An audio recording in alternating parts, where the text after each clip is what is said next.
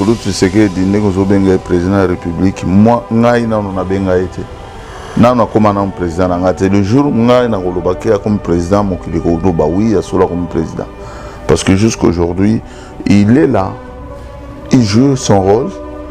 Et oui, bah c'est que par impérialiste, na bato ba tikela ke pour konzi. Azo jouer rôle na. Na Congo ba jouer rôle.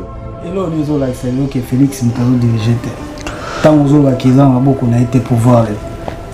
Bon, écoutez, il y a beaucoup de choses qui l'échappent. Au niveau international comme national. Il n'y a pas tous les atouts dans ma beaucoup naïe. Le jour où on a tous les atouts, oui, mon grand frère Félix Tshisekedi est devenu président de la République, il décide pour nous.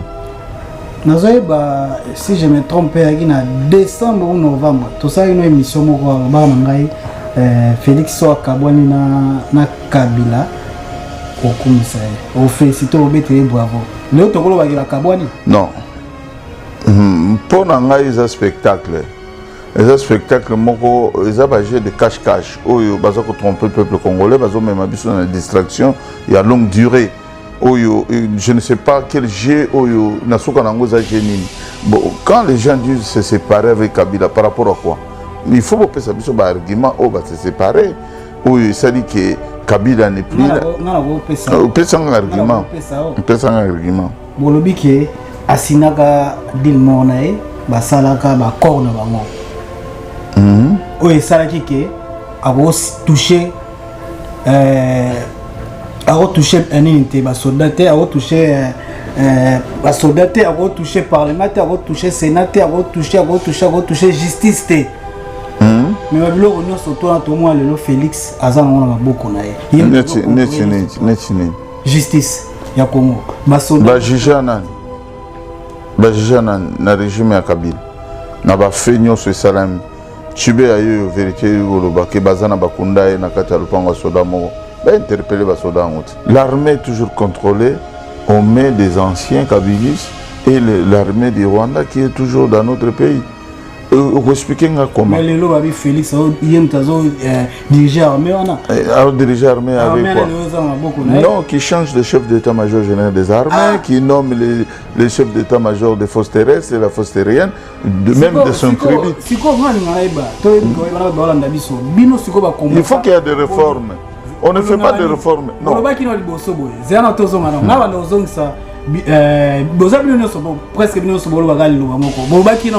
Abandonnant nous justice.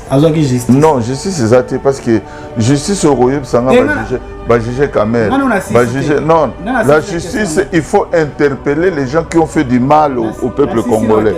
Si les lots va interpeller, ils vivent dans la nature tranquille. Na ba drame ko interpeller à soi. Non assisi na question en été.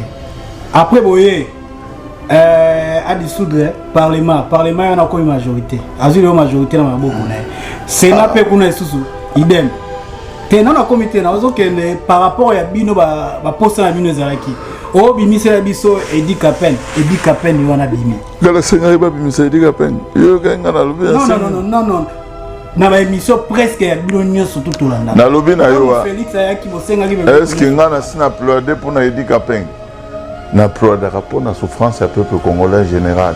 Est-ce que ce monde n'a plaidé pour un individu? Non, moi pour ça n'a pas. Ceux qui posent ça baninge kokisami. Et kokisami, il y a un kokisami. Mon pays souffre. Mais il y a un cadeau na Kabila. Qu'est-ce que c'est? Parce qu'aujourd'hui Kabila est à Lubumbashi vers là-bas. Azan affaire il est protégé par qui? Par Félix Tshisekedi parce qu'il a donné 250 policiers qui les gardent. Bon Félix Mtokango justice Mtekanga. Mais justice c'est yango na toujours senga justice congolaise et tombe la dossier likolo. Mais pour na nini ba dossier zo traîner. Pour na nini mutunyo so na problème na Kabila. Justice c'est ça na qui déposer plainte. Mais il y a que Félix Tshisekedi yo moko na problème na Kabila. Tu ne sais pas que devant la porte de l'UDPS ce siège, il y avait au moins 17 membres de l'UDPS qui étaient massacrés. Donc l'UDPS n'a pas pouvoir interpeller la vérité. Pourquoi on ne le fait pas? Il y a 2 ans, Félix Tshisekedi est devenu millionnaire, non? Mais il n'y a pas longtemps, Félix, il n'avait pas même pas $100 000, même $10 000 dans le compte. Moi, je te l'ai dit. Qu'est-ce que vous ça Congo Ndengwana? Explique-moi, Siko. Donc, pour ce comme chef de l'État, cela veut dire comme nous tombons au Malamon. Et ce petit peuple. Et toute la famille de Félix Tshisekedi sont devenus riches. Siko, pas si les comme ils sont placés. Non, c'est pour vous dire qu'ils gèrent mal. Ce n'est pas comme ça les pays de gérer. Mais c'est là où Bozo Baba Congolais, tout peut s'étendre. Il y a à s'enrichir, à s'arabiner la famille, et puis surtout souffrir. Tout peut s'étendre, il peut à Kabila. Allié biso, à Bomipe, tout peut s'étendre. Donc, les Congolais ne peuvent pas s'arrêter. Mais bon, il y a peu de Bomi, mais il peut s'arrêter encore. Merci.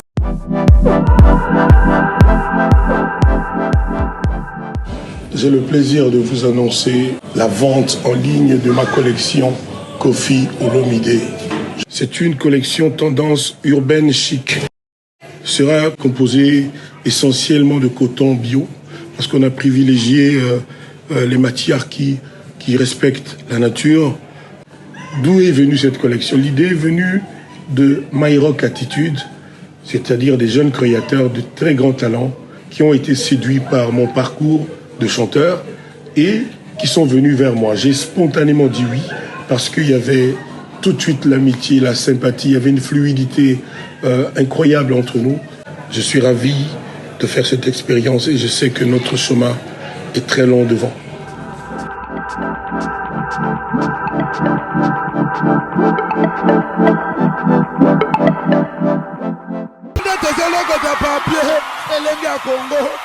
Glodidia Sika, la mignonne, hey, la mignonne, Tracy Mbelenga bro, Tracy Mbelenga bro, Kata. Vraiment, il est drôle ce garçon. Chérie, faut suivre.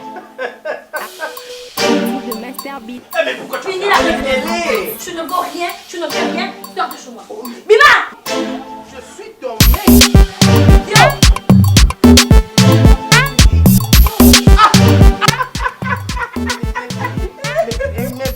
Mais pourquoi vous rigolez?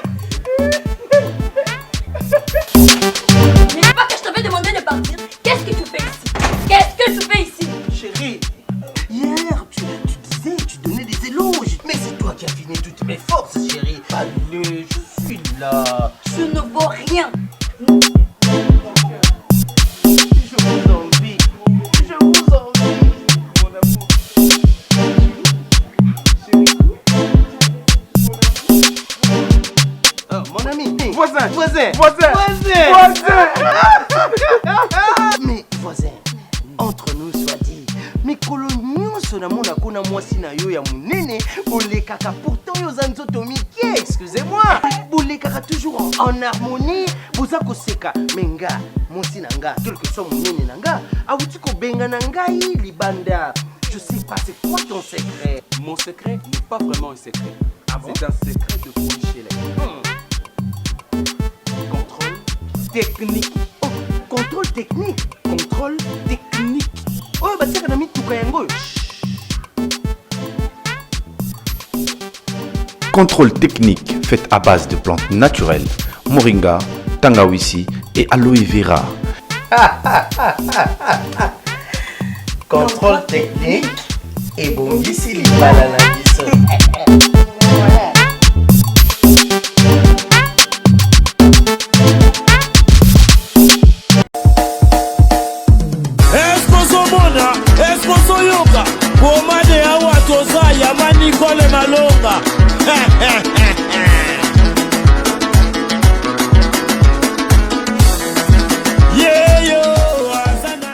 Moi si azana kibombi nishima oyo akanishisinga pauvre mama nebinwe Azaya kotonda, azana 3 chambres, salon, cuisine, na salle de bain.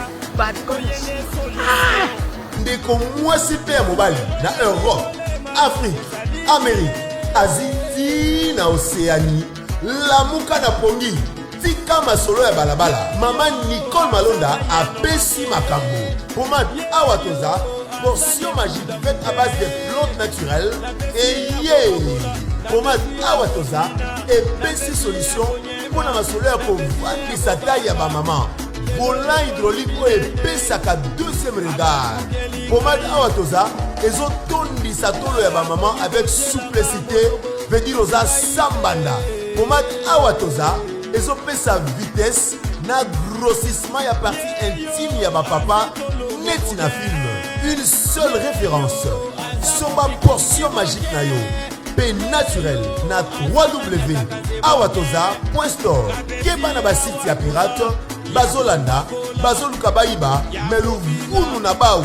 Pomade Awatoza esangisi mundele na moindo. Merci ma darling. Merci ma darling.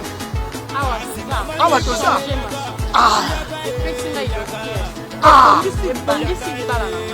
Na Awatoza. Ba mama ba sepeli, ba papa ba sepeli. Yaga. Manicole yaga. Manicole bakola. Dit tout ça Olia, Tracy Merenga pour la main magique, Gloli de Souka, Mkolomala mpona bino, du beau temps. Merci Naibike. Bomankai mo ata ebele to wana omona na te par rapport kaka ya makambo lekebe to na poto na biga to bele ya komela ngai keno ozo manifester susute ozo kanate na nina na me tozongi kane tozongaka to baki to suka boete to koto chronique koto to na politique koto to nyoso tout on va faire donc il est autour bana affaire on surtout ta musique taille politique mais to vanda mingi na politique. J'espère au moins déjà invité nanga aza pembe nanga o bino nyoso e monde ntsa ebi eza ko ya ko se présenter société aza oyo kutu mutu mote wato babunda rapé si lelo pona mboka na biso pona libération en Congo pona Congo lobby bana biso baza bien pona biso moko pe toza bien lobby bomoni aza pembe nanga babe masombo tulande pena ti na ndako bato asenga ngai basenga ki abeki azoyokana te makambo ezole kebele basali boye bakeboye kuna onyoso na Ishasa bato bazomona ete tolinga eto luka mais tomeko ka pe ba vie na par rapport à makambo tout ezole kana Congo pendant 7 ans ici na yebi que Mateta Francis Mateta place ali a Hollande mission bien 10 fois puissance Michel Mukokole.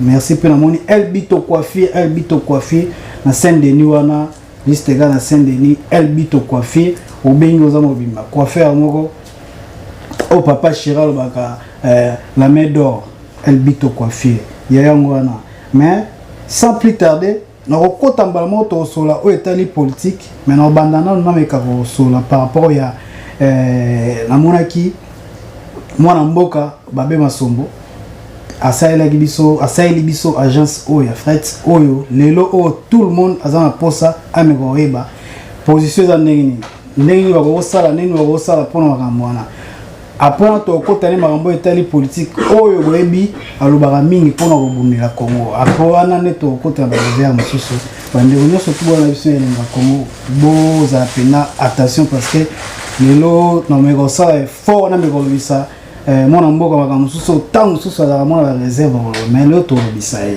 mwana mboka babe masombo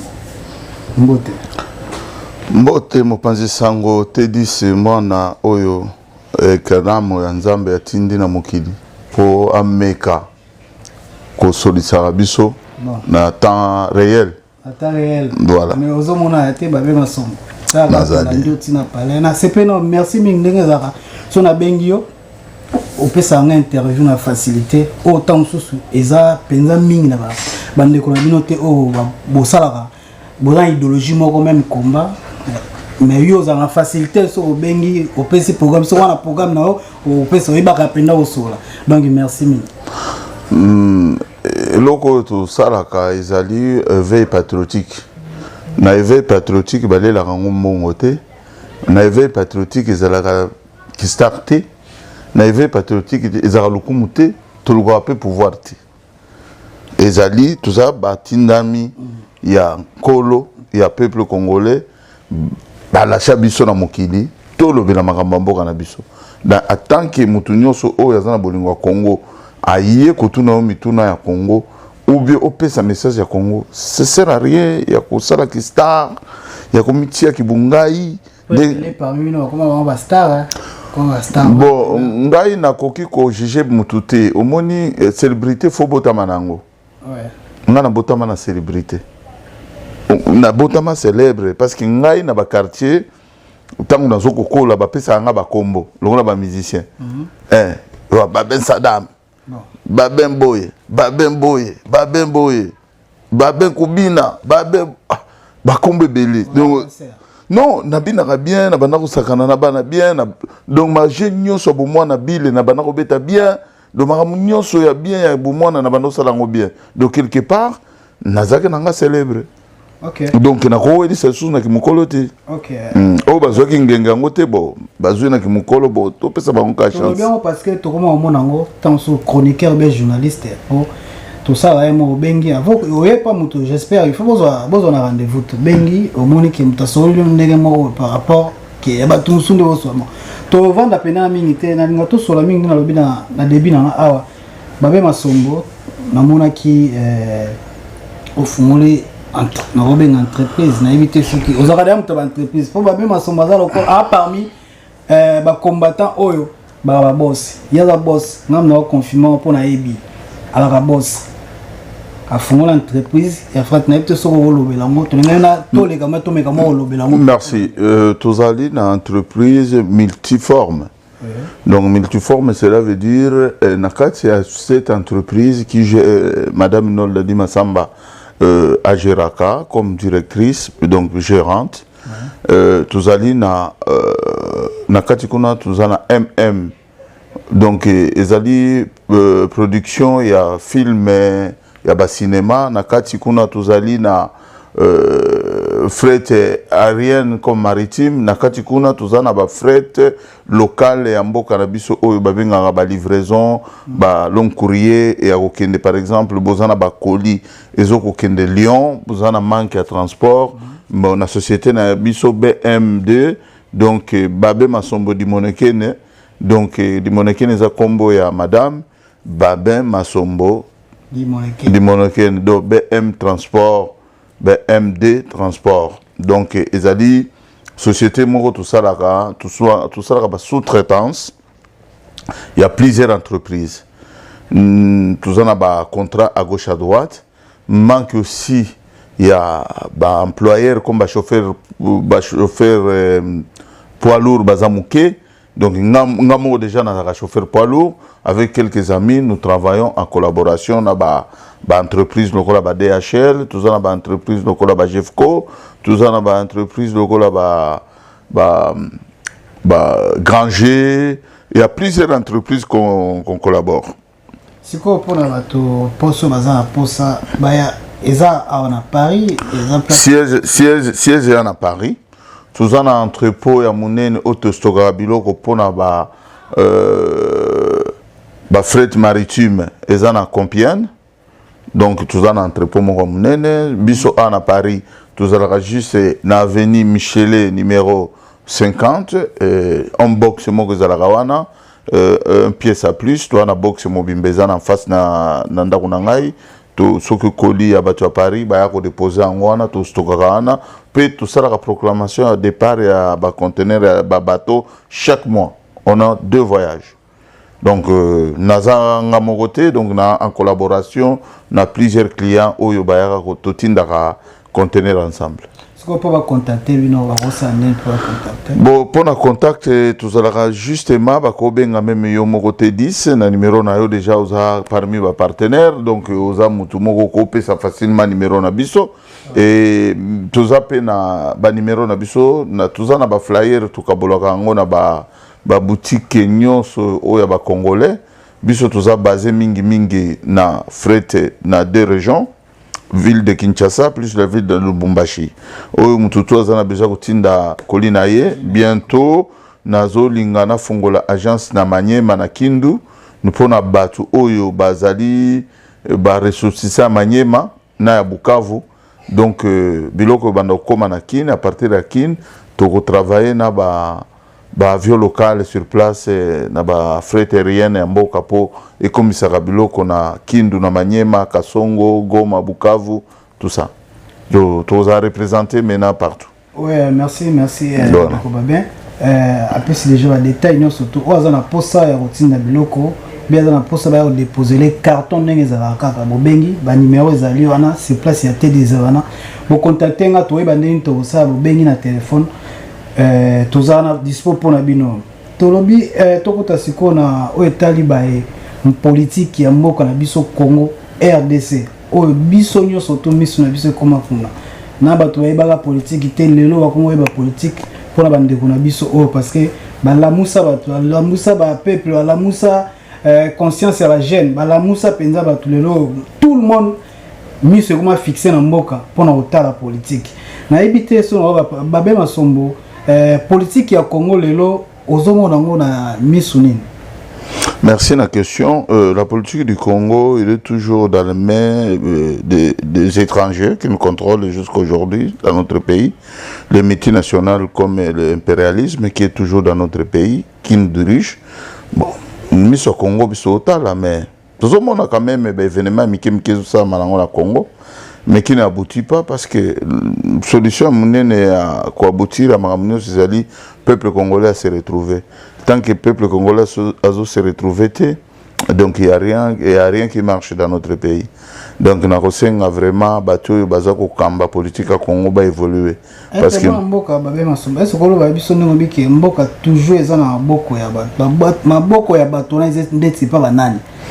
mais quand moi je vous dis la main noire et la République démocratique du Congo c'est l'impérialisme.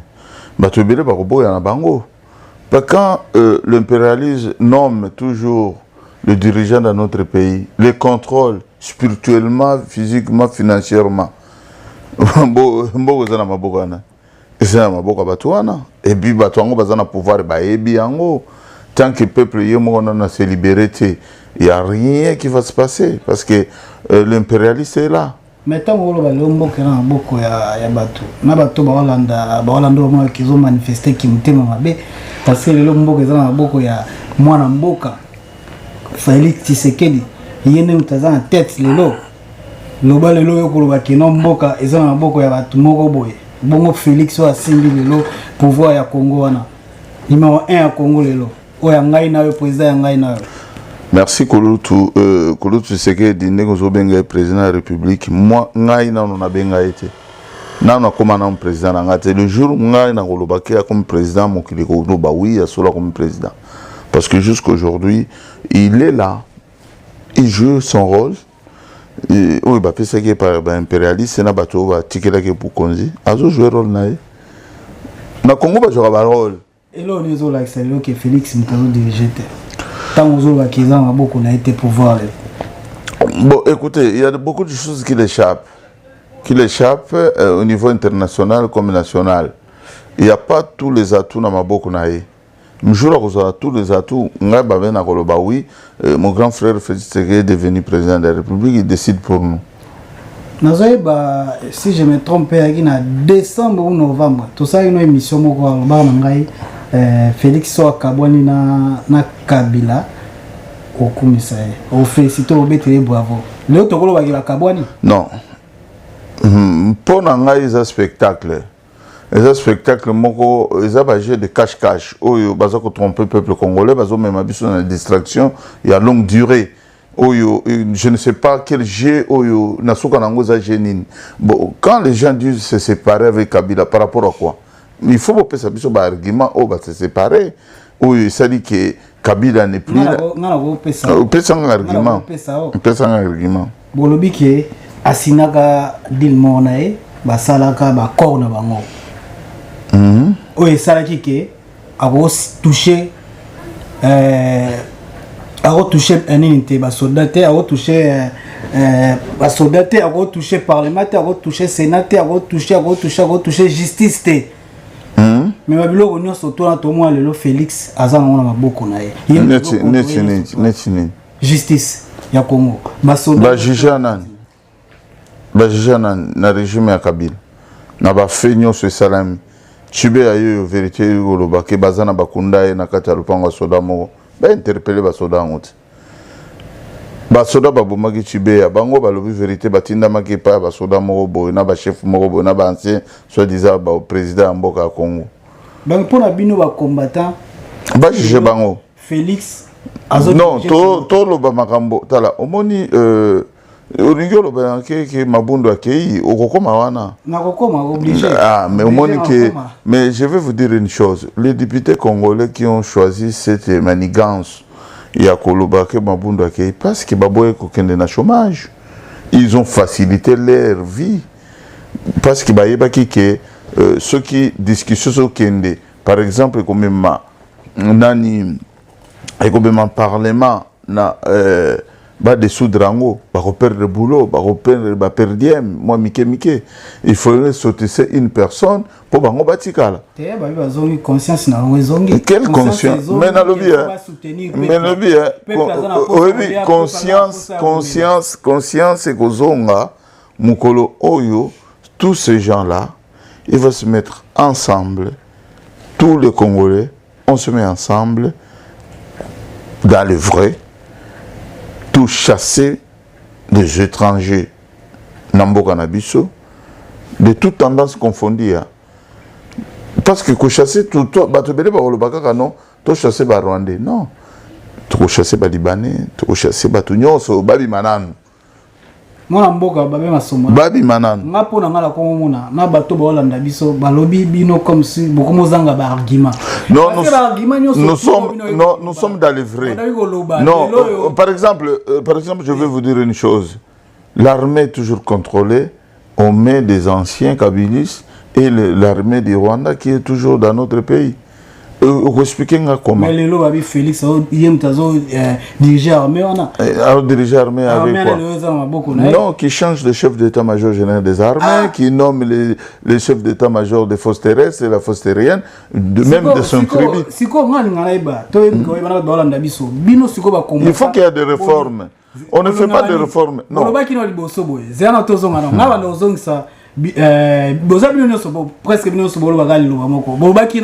Abandonnant nous kozwani ni justice azwaki justice non justice c'est ça parce que justice au royaume sanga ba juger Kamel ba juger non la justice il faut interpeller les gens qui ont fait du mal au peuple congolais si les lots va interpeller ils vivent dans la nature tranquille na ba drama ko ya peuple ya soi mon mboka non assisi na question ngate après boye à dissoudre parlement on a quoi une majorité azuli majorité na maboko na Sénat pe kuna isusu idem te na comité na ozo kende par rapport ya bino ba poste na bino ezalaki o bimisa ya biso Edi Kapen wana bimi la seigneur ba bimisa Edi Kapen yo ganga na lobi non na ba émission presque ya bino nyonso tout Holanda na lobi na yo Félix ayaki bosenga ki est-ce que ngana sina plaider pour na Edi Kapen na plaider pour la souffrance du peuple congolais en général. Est-ce que ce monde n'a plaidé pour un individu? Non, moi posa na ngai.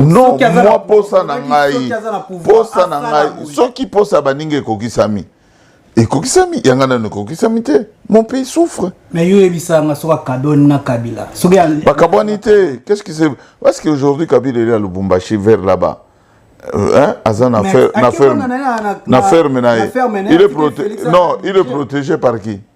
Par Félix Tshisekedi parce qu'il a donné 250 policiers qui les gardent. Bon Félix mtokango be justice mtekanga. Mais justice c'est yangwana toujours senga justice congolaise et tombe la ba dossier likolo. Mais pour na nini ba dossier zo traîner. Pour na nini mutunyo so na problème na Kabila. Justice c'est ça na qui déposer plainte. Mais il yebite que Félix Tshisekedi yo moko na problème na Kabila. Tu ne sais pas que devant la porte de l'IDPS ce siège, il y avait au moins 17 membres de l'IDPS qui étaient massacrés. Donc l'IDPS n'a pas pouvoir interpeller Bato Babomara ici quand on a vérité. Pourquoi on ne le fait pas? Oui, tu ne sais pas que Félix Tshisekedi a un problème sérieux avec Kabila. Le président Eli Etienne Tshisekedi a été traîné. Attendez, je t'explique. Le président Eli Etienne Tshisekedi a été traîné pendant 3 heures de vol sans carburant. Il y a kutu ekwe na kati ya fleuve, ça soit bengi bakitsa ewana. C'est pas un délit qu'on peut interpeller la personne qui est au pouvoir. C'est un délit, il ne le sait pas. C'est là où vous, les Congolais, vous avez le sentiment. Il y a ce qu'on tali bien, quelque chose donc cela veut dire Kabila a contrôlé Kaka Papa. Mais combat na biso ils ont toujours un patriotisme, ils ont toujours combat mort très noble.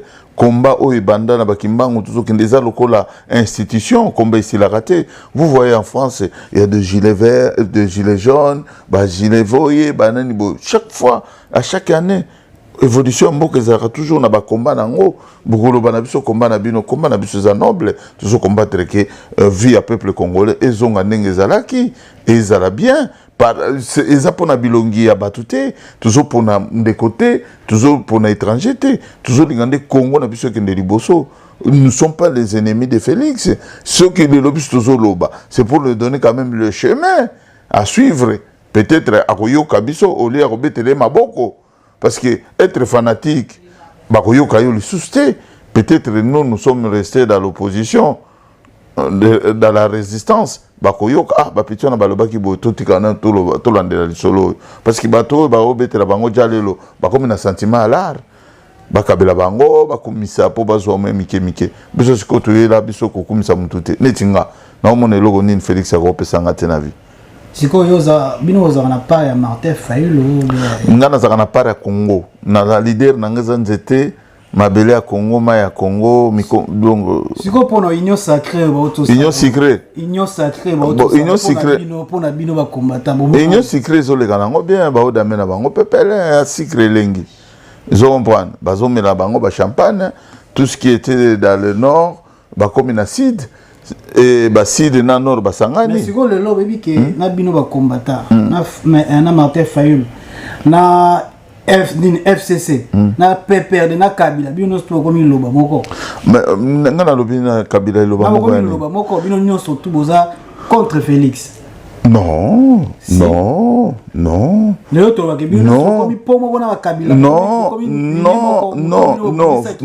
Félix Azali comme on a Kabila. Faut pas qu'on mélange tout cas pour les journalistes lobby. Non, Félix n'a Kabila bazaka kamoko. Félix a quitté les bateaux de l'opposition pour aller s'allier avec quelqu'un qui était l'ennemi numéro 1 du peuple congolais. Et il a faut boyer bakayango. Babenga na Félixité. Il y a Vital Kamere mukili mona ndenge ba se détacher bakenda mais pourquoi bolingo bosangisa batu nyusu na kati nzungu na bango bakenda ko rejoindre Kabila mais il y a une stratégie mo ya Félix mais ceux qui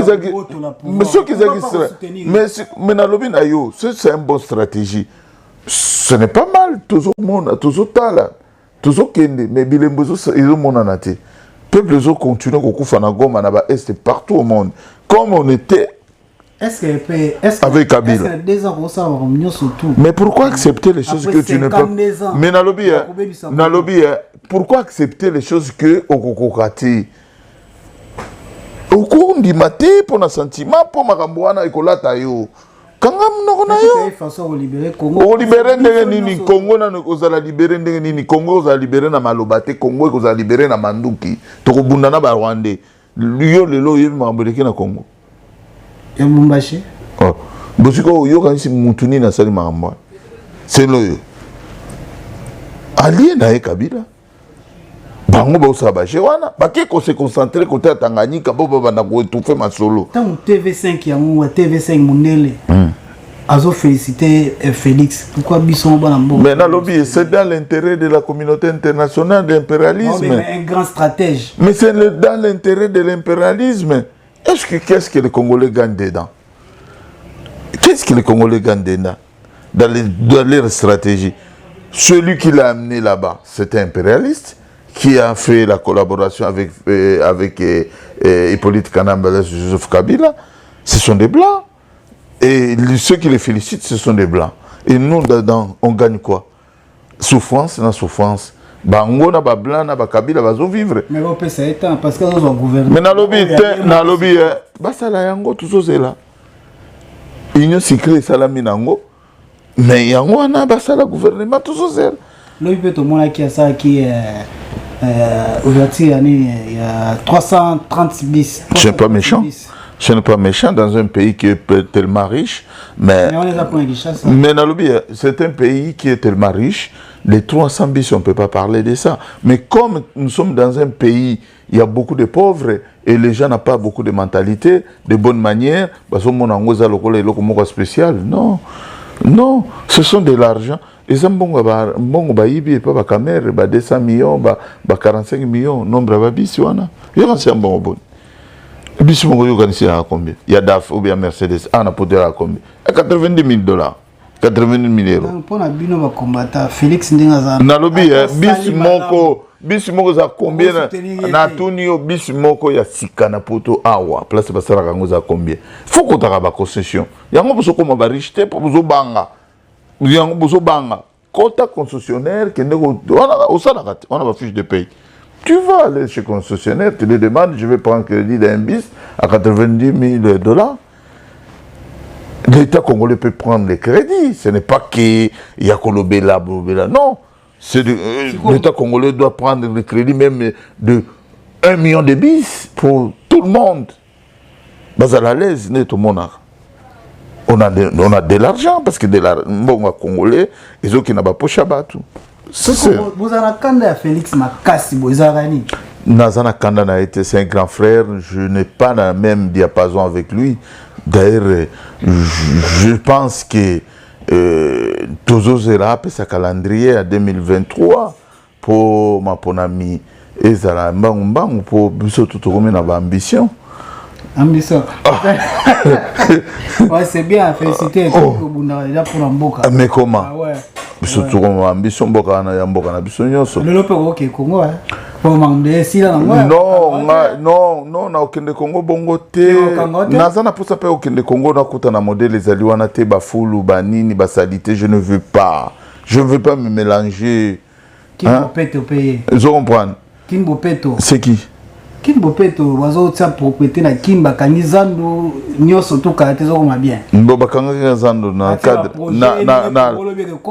na moni kaka projet. Oyebi kaka gouvernement oyo ya demi-occupation oyo ya Félix. Oyebi ki zana ba projet depuis banda na bisu niveau ba promettre peuple. Ah! Non, ata Europe ko place to vanda ba bonga depuis 1800 mais ba promettre bongote, pardon. Na okende kisasa te pona ko dingate na kutabande konanga na souffrance te na pena ba miyo ko aider mutu nyoso biso ba tumoko to ningi mboka na biso to linga peuple na biso na ko tambola kate na mona ka mwana moko muke na kabakata na sani ya mapa passe kanda na binoza rapport Félix atika combat défaut. Non, combat kufate parce que combat kufate parce que tozaki na moment moko ya ko se concentrer ya ko zongisa ba énergie omoni quelque part je ne peux pas te mentir bozaki lingomba moko bozo mona ba traite bazo bima bazo kwesa eloko il faut ba stratège lokola ba biso il faut se replier se concentrer mobiliser au fond encore la bouche à l'oreille il faut qu'on recommence encore des démarches nouveau comment to manifester contre ba système au ba memela biso parce que il faut système ba kosaki peuple ba koti na système au boepo ba protéger ba lié na bango ya kala parce que ce qu'on dit bien le politicien congolais bazalaki bango nyonso bazalaka na chef moko bayokanaka bakenda kopesa ba rapport pa chef moko ezala Kabila ezala Félix ezala Bafailu ezala bazalaka na chef na bango impérialiste c'est qui? Ce sont des occidentaux qui nous dirigent, ceux qui gagnent de l'argent, les multinationales bato bazaka bambomengo à Congo balor na ba diamant na ba castérique na ba cuivre bato ba utiliser kango baliaka mbongo nango bakena kopesa rapport sikoyo rapport wana impérialiste wana sikonde aponaka lelo yo kokoma président de la république yo longwa nano on comprend biso siko tozongi sita sima il faut tozongi la siko impérialisme lisusu pour la deuxième fois to bisa moni makambo salaki to silaki te énergie silité tozongi lo lisusu ba marché fo zonga contre Félix départ, Félix dégage, il y en a Kabila. La marche est unanimité, Simba. Ah, papa. Unanimité, Simba. Zelat, na ocha libayat. Ah. Parce que va comprendre bino lingara des autres des ala pour Té. Olia ka mbongo na sima ya bato. Neti mbongo. Neti ngai yo moko zo mona ngande na tepa na Paris. 5h du matin na kobima na tongo pona kende koluka via bana nga. Nga mutu nga ne na vandi bono na singa mutu mbongo te. Mais ça misusu pe parmi bino. Na yebite wana bango. Nga na kokota makambo mutu ngai tuna ngai te disi tuna ngai. Ko ba kope kufa. Kope nini nga kope na nga chauffeur. Non nga kope na nga chauffeur routier. E vanda ti lelo. Na komi na kope mi balé nazo tindika ba carton na kin. Kope mi sa to komi na production na ba film ya cinéma madame ya système na koti mwa mbongo kuna. Donc kope nini sikoyo? Kope nini olia mbongo? Non. Ngana unalia mbongo mutu te. Non, ngana lia mbongo mutu te. Nazwa mbongo pa Fayulu te, nazwa mbongo pa Moïse Katumbi te, nazwa mbongo pa Mbemba te, nazwa mbongo na IDPC te, na pa vie Etienne rien. Biso moko kutunde to finansaka autofinancer biso moko. Ti obana omona biso tuzokenda obeta paka danser kuna na laye ko soutenir kolutu Jean-Pierre Mbemba na mbongo na biso moko. Ata 1 euro te mos na ile ana pesa biso. Loba ba dirigeant na bango peut-être ba banda okende kosa mos na ekeno ba combattant ba koya il faut tous lambela bango to lesa bango to leka na mbongo na biso moko. To tambla na mbongo na biso moko. Je ne sais pas ma relation à moko na moko parce que moi je n'ai pas de relation directe avec des politiciens. Déjà un. Déjà un dans une relation ngana au mon téléphone nga zalia oko fuya ngo banda tongo tipo ko tika la koyoka jamais ata numéro ya mutu mo ozo futen on relation na président yango le fungoli société président président ya Félix abe ko coopérer na yango no bunga mona na resute ah oui ba futse bimi bimi na sens Mafite bimi yo afia ngai ozolia na poto azafia ngai ozolia na poto na lobby non viens na babin azo se trouver mikolo non Félix afia ngai ama savia yoka azama savia ngai yoka na expliquer wana apirifia ngai mais la politique na ende na te pour na ama salik na shuro mulumba premier actionnaire avina ngai oh tout ça la première société doit bana mike mais na lobby nazo ilogoti masa ya na o fitse bimi non na ipsio ngakutu donc na yebani na bango bien mais na ipsio ki mais qui so ke place uzanga te na za posa ya pouvoir te na za posa pouvoir te na posa pa oza leader ya magamba Kongo te o na koma sokindegeni ngai role na ngai zaka to linga mboka na biso to mema patriotisme omoni loko ngana sepera na kati ya Kongo o ngala sala na lingi et puis na mimona ke j'ai beaucoup participé dans la vie d'anga amour patriotisme où il faut continuer pas ba congolais surtout à l'extérieur c'est ça ça que wanande longa na linganga na vie d'anga ke bato baza na bolingo mboka na bango balanda makambo mboka na bango ndenge nga na zolanda c'est ça civisme na lingana kosa na vie à mito ba congolais à l'extérieur c'est ça le reste na qui parle en ngate mais ça déjà na chance Aza déjà na chance parce que déjà Azaki na chance abotami mona Tshisekedi yami balé abeti virunga zu pouvoir mais à ça là c'est quoi qui mobile biso ba congolais tout ce pays là non soutenir yango na opese ba projet oh mais parce que marche bolingo bo sala na moté marche na bo soutenir était boté na pouvoir mais kasi yango nde ko bonga na eti tant que biso toujours marcher yazo se corjette bon yo barate. Ah, ce qui est dans le sens, ça va, mais quand même. Oh, mais ils ont bongo depuis mon kile banda. Ce que ça m'a yélé. Tant que tu vas au télé, mais là, ils ont pas faute na yo. Koyo que la bateau va au bétele au jale l'hôtel. Au bazo kosa. Non, comme on a les Jean-Pierre Bemba, Moïse Katumbi, bah ils n'ont pas soutenir il y a Fachi. Mais bah ça n'est pas secret, c'est normal. T'es comme on a bah individu bah mais c'est tout à fait normal. Eza choix na bango eza choix na ngate ba c'est l'erreur ou bien eza choix na bango eza makam na ngate vous avez idée moté moi je suis combattant résistant je me bats pour la possibilité de la République démocratique du Congo je ne suis pas un mangeoire je ne cherche pas le pouvoir je ne veux pas m'enrichir derrière la souffrance du peuple congolais Je suis là, je suis en train de chercher. Ceux qui ont secret, ça bien. Basangani pour libérer Mboka, puis ça va beaucoup. Mais ceux qui ont pour vivre, ça va poche na bango. En 2022, on va se positionner en 2023. Bah quoi échouer. Pour en 2023, Marambo va zozela. Puis c'est tout ça la kunate, tout ça on pense mususu. Bah il va marcher karaté zozonga, va marcher zozonga pour soutenir Félix. À corriger ma belle na place zozonga. Non, na lobby na yo, ba marche o zozonga. Mutu azalaka na pouvoir. Tant bande konaye bazo telemela ye na mabe azo salobola. Mais yango wana kutinda ye abongisa. OK. Ce n'est pas que biso soutenir, non soutenir ni na soutenir à Congo. Je sors pour soutenir le peuple congolais basala bien. Je comprends. Ba se révolter, mabe la bango mingi mingi te. Ndenge ba se révolter, c'est le seul pays au monde à peuple congolais. Nele la peuple na mabe tout nangani. Ba telemela Covid-19 monde entier bazo banga. Bango baloba te eloko ezalaka te. To boya na Congo. Et vanda pe monde telemi na retard. Congolais ça monaki musika bien aboko sabiso. Nakosi. Le seul pays qui a manifesté en plus Covid, peuple congolais. Peuple sacré de Dieu. Vous me comprenez? Ndiango monaka biso toujours na nzela ba congolais. Tokendaka gauche à droite te pour biso nde to aller toi batinda minankolo pour na kolobaka la vérité, pour na ko éclaircir le peuple congolais. Non, muto na faux, a ofente bino. Botele melaye. C'est bon. Félix a feinté ou bien déjà abandaki fente dès le départ. Si azo kende a fente kaka. Azo fente na.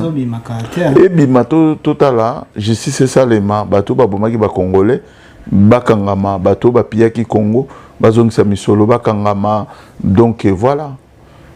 Tout ça na pour ça que to beta kaka ba discours belé donc kokende ko signa signa na makambo Congo te Congo za mboka batu tango zo di solo Congo zo lango avec réserve kokenda ngulu te OK o batindi soki na Sénégal OK kuna o mai ya Congo to kopesa bino o signé o diama cuivre aussi te biloko neza biloko batu wa mboka ba masombo tona ki conférence de presse ya Martin Fayulu alobi Union sacrée est la deuxième grossesse de la FCC Cash. Vous êtes d'accord, Naé?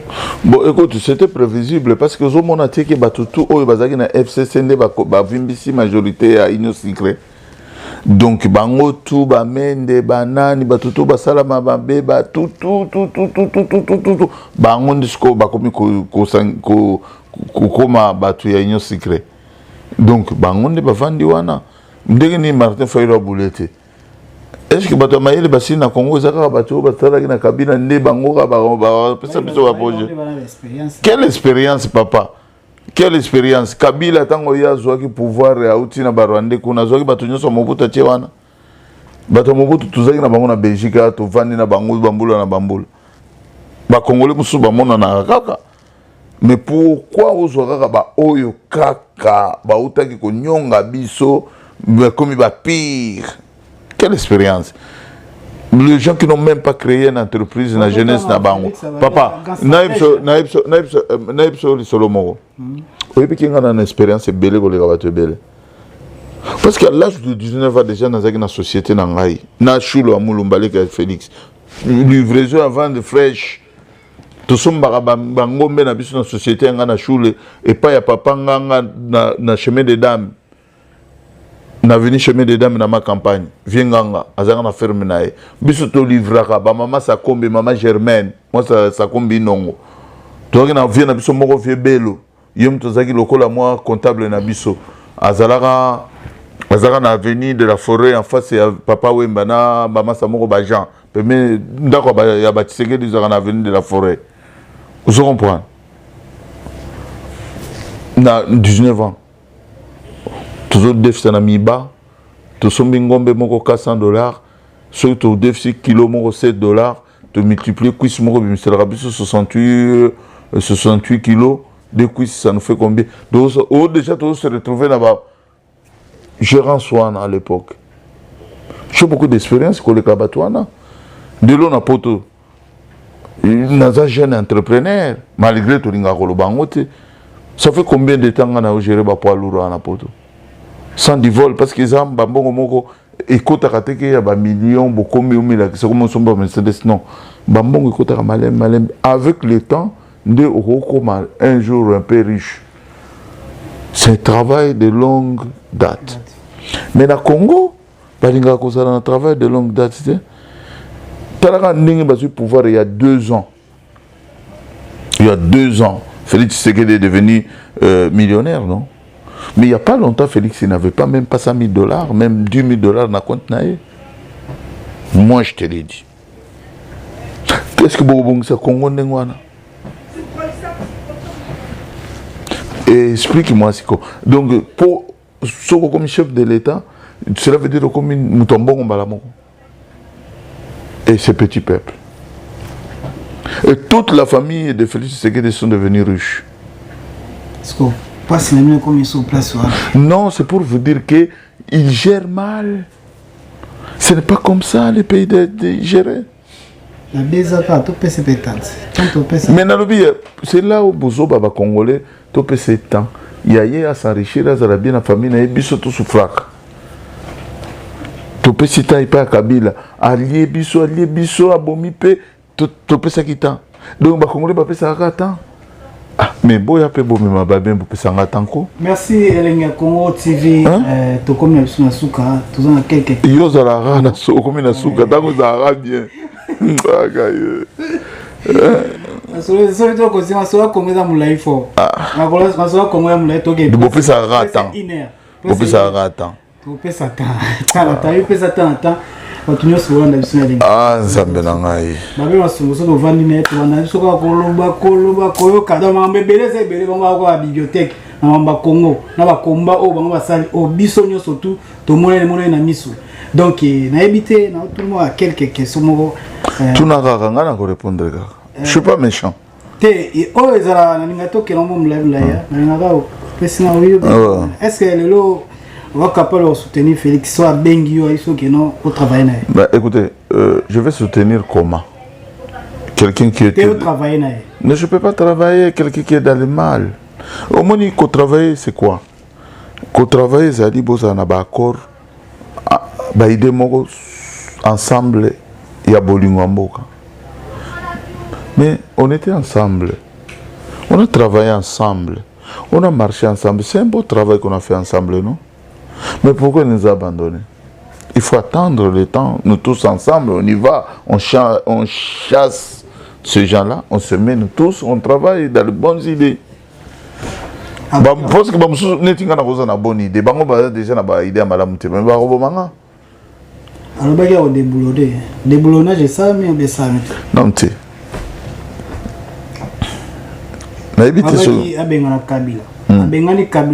Kabila a Lubumbashi avec 250 policiers qui les gardent. Tranquillement, ils bouffent $600 au Yunganayo. Toko créer maman entreprise na Congo ya Bilanga. Tolis ba Congolais. Mais va pesa comme tout le monde. Tout va en normal, check moi. Toko na suka. Mambo ka babe masomo. Na hiti so ba non, na zolo ba kaka ba bonne fête na ba Valentin na ba Valentino. Donc nga nazana nga te disa ye komona nga na lobby na koloba nazaka sona tante ya kovanda kana sala ka ba émission ne na bando sala liboso na komi ko sala mutu soka ye na sololi na pesa vinanga nga na inyo secret na zate na ozala kapeti. Mais ce qu'on voit tout on donc ndenge basali ba acte na bango ba parlementaire ba prolonger ba pays na bango ba longoli mabundu soit disant batikala po ba pona mboso a gérer bango mboso to yebe amu yebe akala ba bien ibate hein mboso ibate ndeni yo yebi à travers Mobutu. Grand voleur, Ravanova na numéro 3 na avenue de la Forêt. En face c'est avenue de la Forêt. Ma campagne. Grand voleur. Bon avion nga na ebi bango lelo. Donc bon to bongo. Kaka plénière moko ba senga so combien so 12 millions. Est-ce que auto vont normal? 12 millions. Na Congo batanga ba mbongo mikiti kaka ba millions. 12 millions osala nini mpo bato bafandi na bakiti plénière 12 millions esala nini extraordinaire par rapport à quoi yo moko sikoyo bandi ozonga omoni sikoyo Congo baaventure alaka na mboka wana so totolemeli bato na jaloux est-ce que 12 millions mpo na nini 12 millions te bosengi yango bobongisa baekolo ya Congo mpo na nini 12 millions te bosengi yango bobongisa mama yemo yango wana bahôpital kinoise banini l'hôpital ya Kasongo IMT baby le premier baozonga mois prochaine selon nde balobi covid na Congo covid alaka te mais balingika komba covid bosoko mpo na nini boye ko mensonge tokomina suka te nayebi te soki okolowani balanda biso nalobi kaka oza na chance oyo kointerviewe ngai oza parmi bapremière journaliste baoya yaka na carton na société qui ça ça gratuitement c'est tout ngana ya carton be bino il faut déposer société ne faut payer sur carton non na yebisio oyeko zo carton ma société va envoyer pour la preuve que oye oza ndeko nanga congolais na salisi yo cadeau na yo mbala sima ofuta merci donc benga numéro oyo bakoya ko déposer bino ba de toute façon tokosala publicité na ndenge conteneur ezomata biloko ezomata ndenge tosalaka barécolte ndenge mama lino di masamba bokosala basket bokomona ndenge nini atravaillaka ndenge nini tosalaka récolte ndenge nini dépôt ezali mpo bato baza na confiance donc baben c'est une personne qui travaille parce que bato ebele bazwaka image extérieure mais image intérieure bayebi nga te parce que na baqualification ebele bato mosusu eya na ser moko boye ser nanga Marie Louise azalaka na 15e arrondissement il a envoyé un carton chez moi avant même moi si bato naotindela babe masombo carton aya kozwa ngo nabenga ya azwa ngo bato baqualifia ngai Maman Louise, yo zotinda carton pa babe kasi akolio yango après abeti yo. Oyebike na vanda Maman Louise habité ngai nako pesa ka carton pa babe.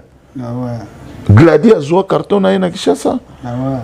Sans eloko moko te oyo o ibunga ki be nini. Non.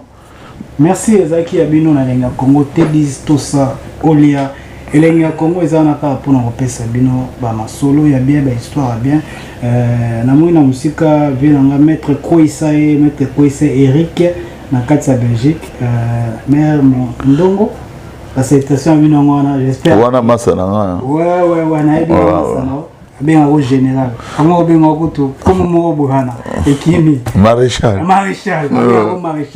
voilà masana nga Congo s'abonner tout monde na eto chaque jour ça va dire qu'on a le Congo bolanda épée j'espère être en sous fait à moi est-ce que vous soutenir Bissopé bien sûr obligé na ba marché banda mais il faut na Chilombo dégage Kabila dégage ngana journaliste on ramboa na ebina nte oh mais ça na cadre journal na yo parce que ninga liwana apona ko zo image ya prom Chilombo dégage yo banda mingité parce que toi la besoin ko sala demandate bo traîner ce biso o ba recensement nge banda o moni ba chiba nge ba bandana et si mara muti ya ba demanda ba 3 mandats ba nini ya ko sala ba coalition et ko simba te to za ko telema o moni boloba ki o mwana mboka total na biso to la ki peuple congolais mwana mboka depuis mwana mboka yaki lipa izokitate salité zo continuer mais peut-être tu faut y faire mandat mambo mais parce que biso ngai vina ngana zela faire mandat na ye ponga na vivre non si to comme na faire mandat na lobi na yo ngana botama pona zela ka batu ponga